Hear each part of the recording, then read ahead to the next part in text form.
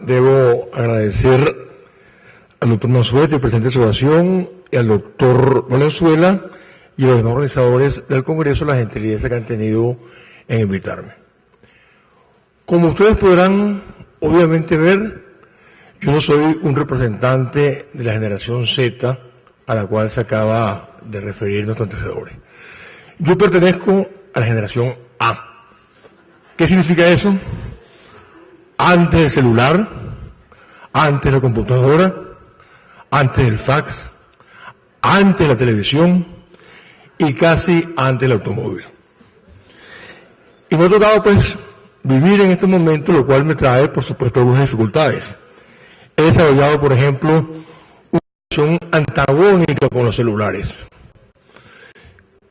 La semana pasada un nieto mío de la generación Z me regaló un celular y lo extravié aquí en el hotel el mismo día que llegué.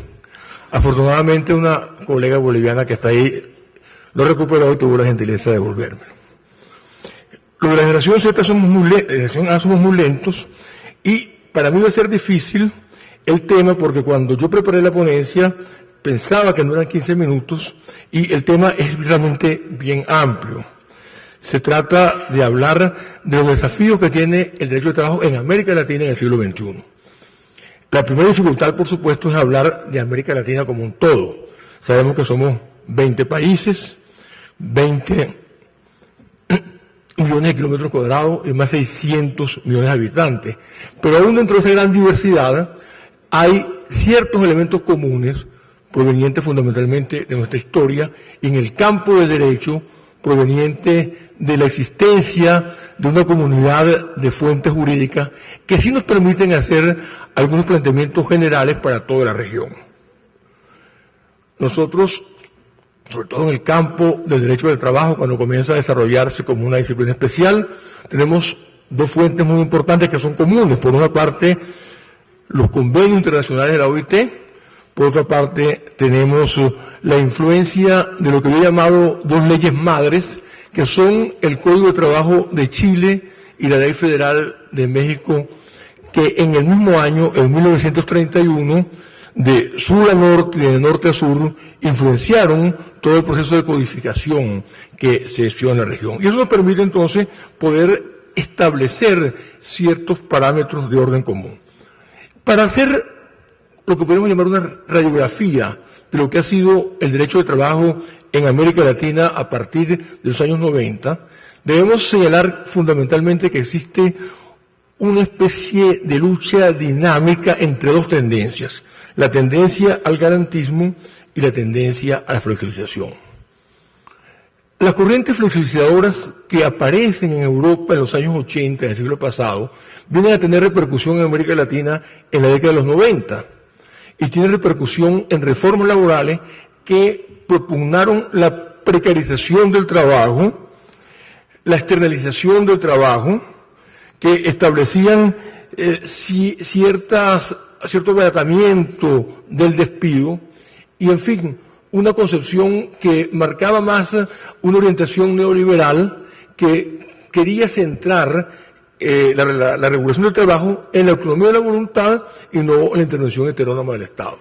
Esas manifestaciones se dan fundamentalmente en algunos países, como Argentina, Perú, Ecuador, y al mismo tiempo, coetáneamente, se dan otras reformas, otras nuevas legislaciones que por el contrario tienen una orientación garantista, en el sentido de preservar el criterio proteccionista de la legislación tradicional o inclusive incrementarlo.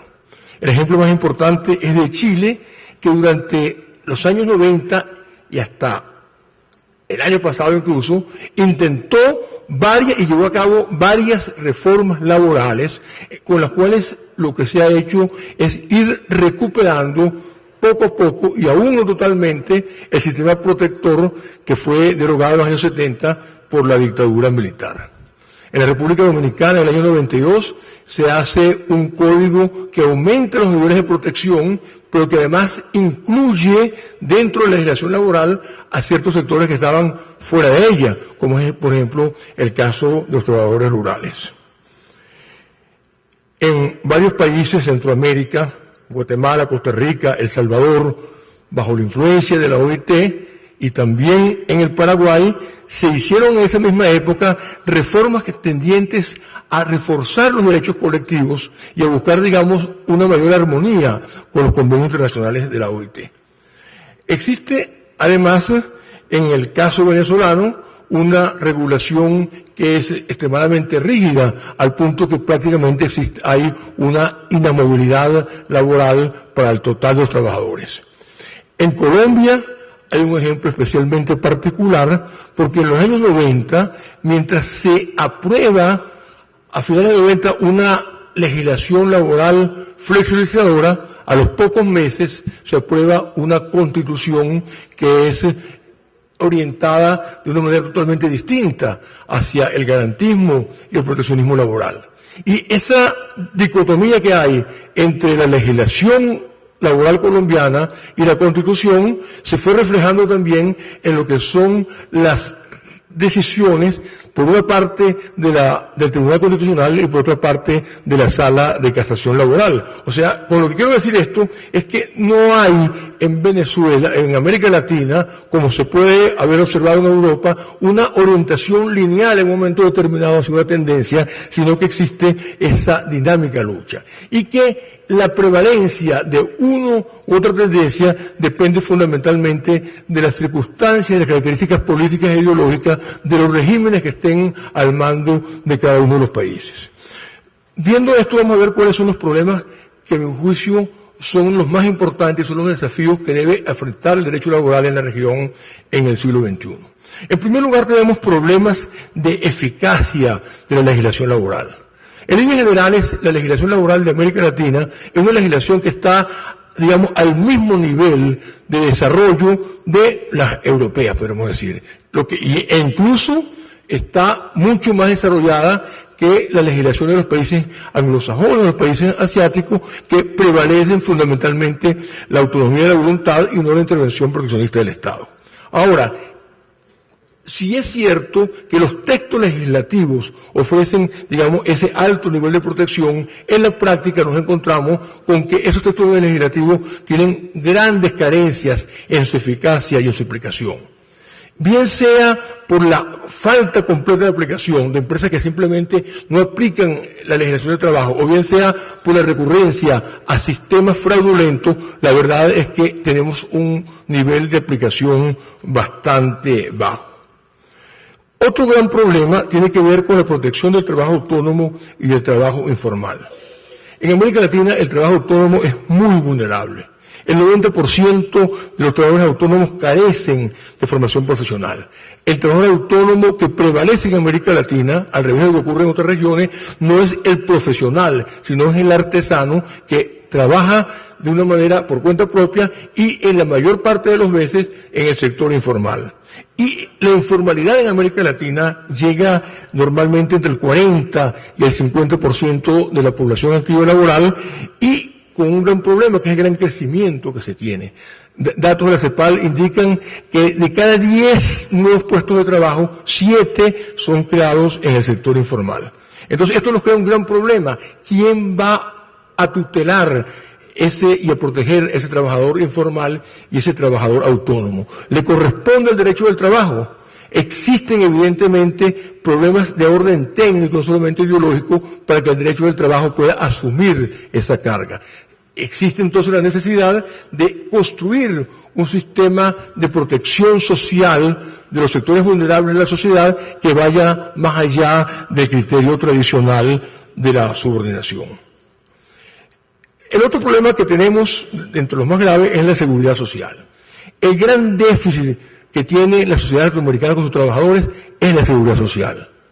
Mientras un trabajador está prestando sus servicios normalmente, y si está dentro de los sectores en los cuales se le aplica la ley del trabajo, él puede sobrevivir. Pero el tema está cuando se llega a una situación de enfermedad, de desempleo, de muerte. En ese momento el trabajador carece del salario, carece de la protección de la legislación laboral, y el sistema de seguridad social no ha sido suficientemente amplio. Nos encontramos con que, de acuerdo con los números que da la OIT, en el 2015, la cobertura de salud era en la región el 62,8%. Y va desde países que tienen muy baja cobertura, como el Paraguay con el 40%, o El Salvador con el 44%, hasta el Uruguay que tiene el 98% y Costa Rica con el 87%. A todo esto con una pobreza estimada para el 2015 del 28,14%.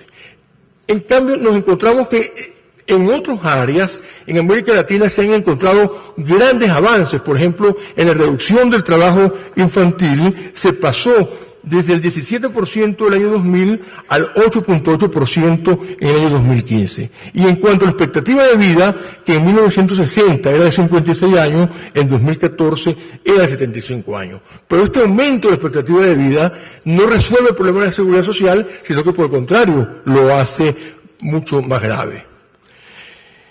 Otro problema que hay que enfrentar son las nuevas formas de organización empresarial.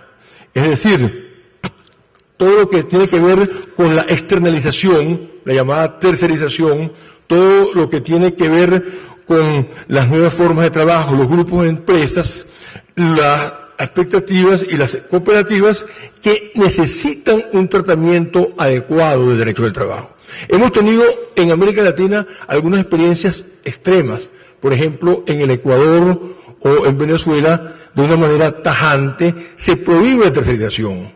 El tema es ver hasta cuándo realmente una sola declaración del legislador puede hacer inexistente una modalidad productiva que prácticamente está ya establecida en la forma de trabajar el mercado. Entonces, nos hace falta entonces más bien encontrar las modalidades jurídico-laborales que puedan aplicarse a las nuevas formas de organización del trabajo para que el derecho del trabajo pueda seguir cumpliendo su función.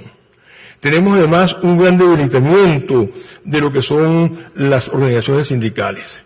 La OIT estima que para el 2015 la población sindicalizada ocupaba solamente el 16%, y se llega a límites muy bajos en Ecuador, acá en Guatemala, en el Perú, donde la sindicalización está entre el 4 y el 6%, y en Argentina y Uruguay, que son de los más altos, está en el 30%, y en Cuba está en el 71%. Pero en general se trata de que todo ese proceso de tercerización, todo ese proceso, y el hecho de que el sindicato sea fundamentalmente un sindicato de empresas, hace que la importancia sea realmente muy baja. Voy a terminar y con el permiso de ustedes voy a leer brevemente las conclusiones que había preparado. A grandes rasgos he presentado lo que son, a mi juicio, los principales desafíos que enfrenta el derecho del trabajo en América Latina en el siglo XXI.